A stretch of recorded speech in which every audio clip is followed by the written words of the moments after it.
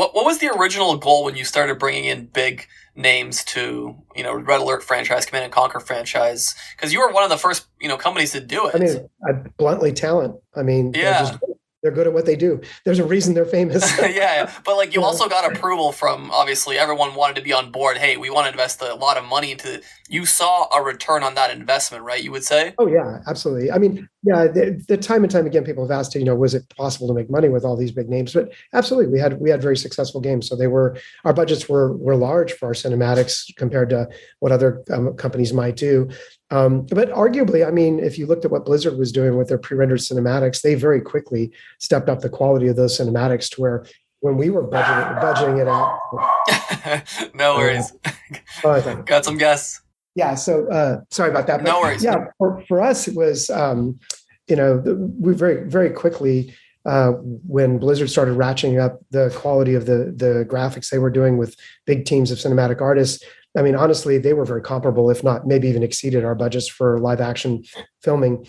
We had our own studio, which saves a lot of money, our own motion capture equipment. So when you put all that in and just getting a return on that invested capital, the actors and the script writers and the behind the scenes talent, we use people from a lot of people from Hollywood, but we also use some local talent as well.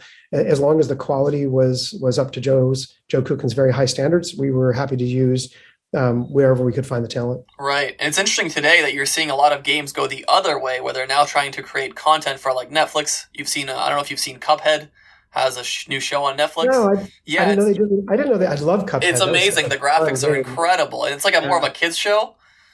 There's a League of Legends, Arcane. I don't know if you've seen that. Oh, that I have seen. Arcane is beautiful. Incredible stuff. Yeah. Do you kind of wish that maybe you could revamp the Red Alert Command and Conquer franchise into like a Netflix, because there's so much rich stuff to work with there? And yeah, I mean, it would take it would take a really good team. We did dance around the idea of a Command and Conquer movie multiple times.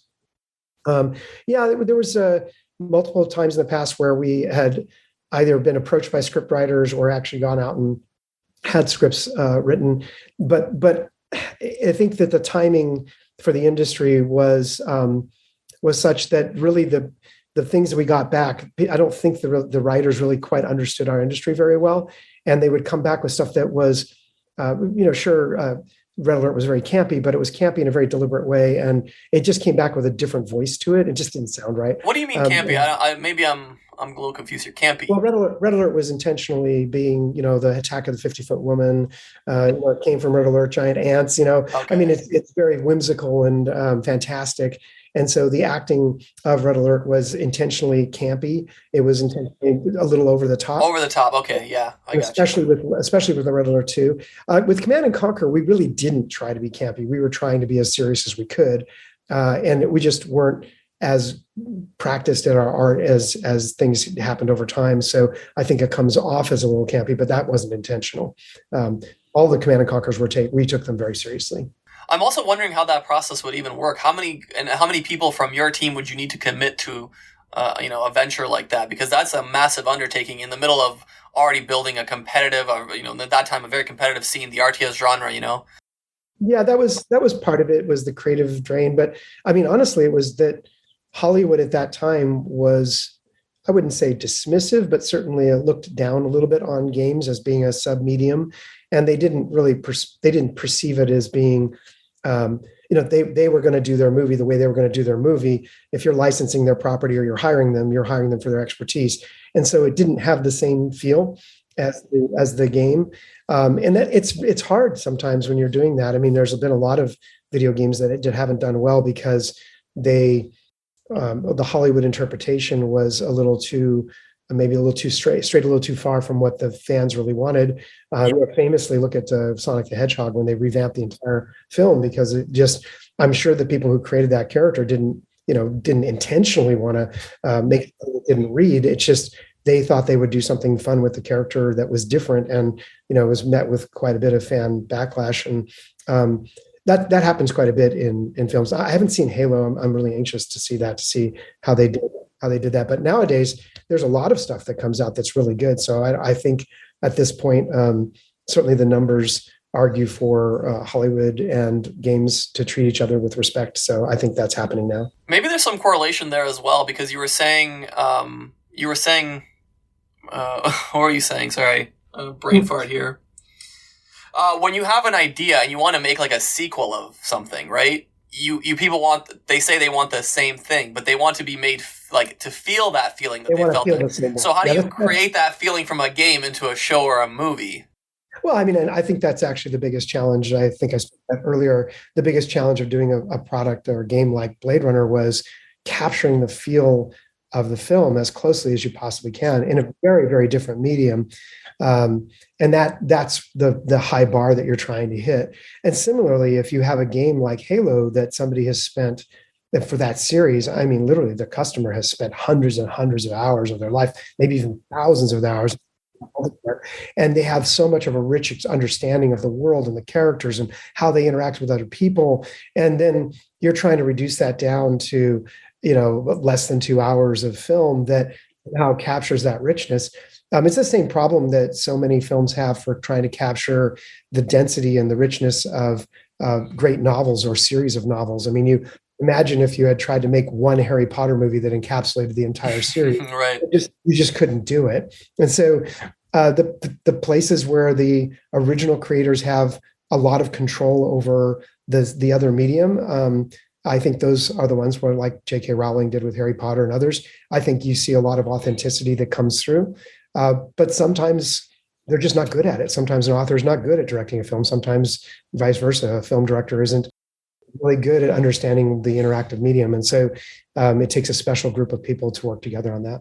And you would have actually been really qualified because you've already had success going from film to game. I mean, what's to stop you from going game to film and having potentially similar success there?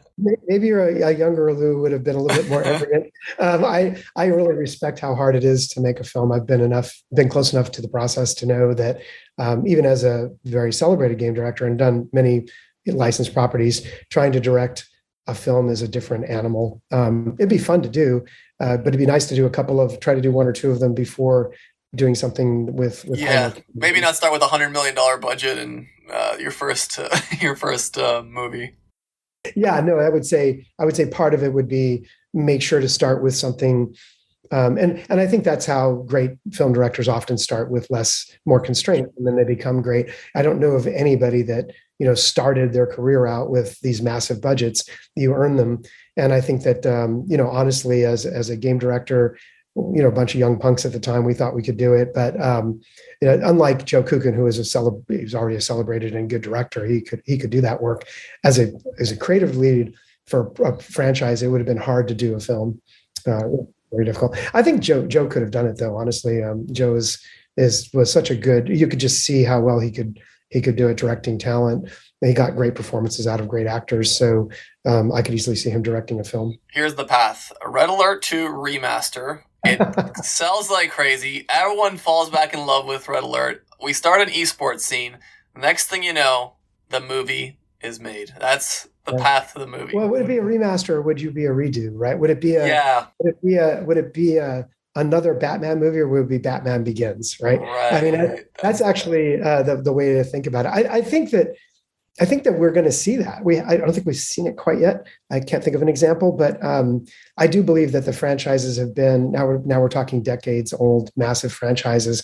I think that it's ripe to go back and do the original game, but not as a remaster.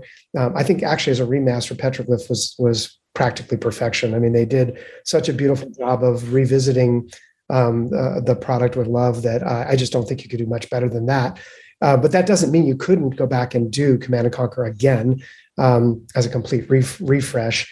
You'd have a very high bar to hit, not unlike trying to make a game out of a seminal cult classic movie like Blade Runner. Very tough to do that.